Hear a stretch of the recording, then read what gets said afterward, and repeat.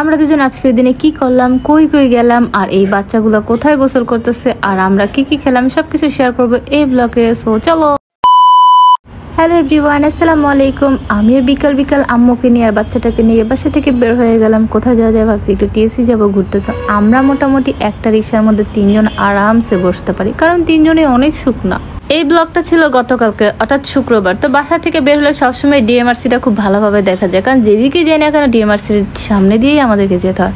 তো রিক্সার মধ্যে যখন ফ্লাইওভার উঠে গেছিলাম তখন অনেকটা বাতাস, আর আজকে না সরি গতকালকে প্রচণ্ড বাতাস ছিল, সকলেই জানো। তো আমি মোটামুটি বাসা থেকে বের হয়ে একটা রিক্সা নিয়ে যাত্রাবাড়ি গেলাম, যাত্রাবাড়িতে আরেক রিক্সা নিয়ে মোটামুটি দোল চত্বরের কাছাকাছি চলে আসছি। তো আজকের গন্তব্য হচ্ছে আমার টিএসসি। তো টিএসসি অনেকদিন যাওয়া হয় না, আর ভাই আসার পরে বাসা থেকে তেমন একটা একদমই বের হওয়া হচ্ছে না। আর আমি টিএসসিতে যে প্রথমে এই যে ভগবান না কি বলে এখানে চলে গেছিলাম, ওই যে একটা মন্দির আছে না, মন্দিরের নামটা তো ভুলে গেছি। আচ্ছা, টিএসসির পাশে হচ্ছে গিয়ে এই মন্দিরটার নাম হচ্ছে রমনা কালী মন্দির। যাই হোক, এই মন্দিরটা সকলেই চিনে মোটামুটি, আমরা যারা ঢাকাতে বসবাস করে রেখে ডাক পাখি না ডাক পাখি কি বলে আমি ভুলে গেছি।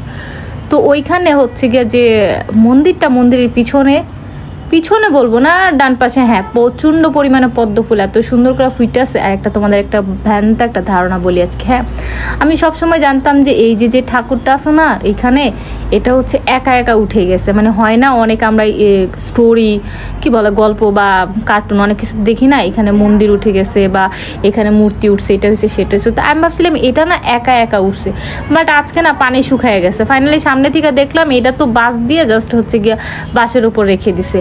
তো আমি না প্রথম এত বছর যেটা ভাবছি আজকে একদমই ধারণা চেঞ্জ হয়ে গেছে যে না এটা তো বসানো হয়েছে। আর আমি প্রথম ভাবছিলাম এটা এমনি উঠছে, ওরকম কিছু না। তারপর ওই মন্দিরের ওইখান থেকে ঘোরাফেরা করে টিএসসির ভিতরে চলে গেলাম যে হালকা একটু ঘোরাঘুরি করবো, একটু খাওয়া দাওয়া। ওই দিন বলতে গতকালকার ওয়েদার কিন্তু মারাত্মক সুন্দর ছিল, আকাশটা দেখে বুঝতেছো। তারপর বের হয়ে গেলাম, বের হই নাই সরি, ওইখানে একটা বুটের দোকান ছিল, ওইখান থেকে বুট কিনে খেলাম।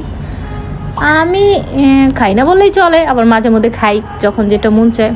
তারপর মামাটা হালকা ঝাল দিয়ে খুব মজা করে বুট মাখা বানায় দিল। আর আমি সবসময় ঝালমুড়ি হোক বা হচ্ছে ফুচকা আমি রাস্তায় তেমন একটা কখনোই খাই না। আর যদি ধরো খাই বুট মাখা বা যাই খাই না কেন, আমার হচ্ছে গিয়া লেবু দিয়া খাইতে অনেক মজা লাগে। তারপরে যে বেঞ্চগুলো আছে না ওইখানে বসবো, ভিতরে চলে গেলাম।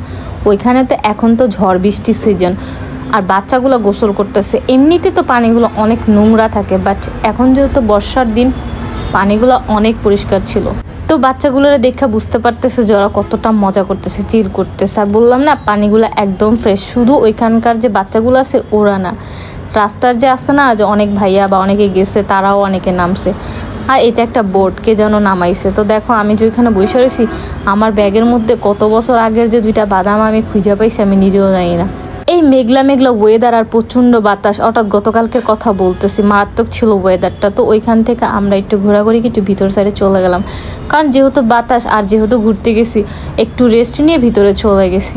ওইখানে গিয়ে দেখি যে ডান পাশে প্রচুর ভিড়, ভাবলাম ওখানে কি হচ্ছে, যাই গিয়া দেখি উড়াদুরা নাচ বলবো না, গান হইতেছে, বাউল গান না কি বলে আমি এগুলা এক্সাক্ট জানি না। তো মানুষ শুনতেছে আর সবাই নাচতেছে। তো আমি একটু দেখার জন্য কাছাকাছি গেলাম, বাট চাইলেই তো আর দেখা যায় না, কারণ অনেক ছেলে মেয়ে। তো ফোনটা ওপরে ছিল তাই ওনাদেরকে একটু দেখা গেলো, তেমন একটা দেখা যাইতেছিল না। আর আমি তো ভাই ছেলেদের থেকে বেশি লম্বা না, দেখতে পাই না। তারপর এখান থেকে চলে আসলাম, নিয়ে নিলাম একটা কফি।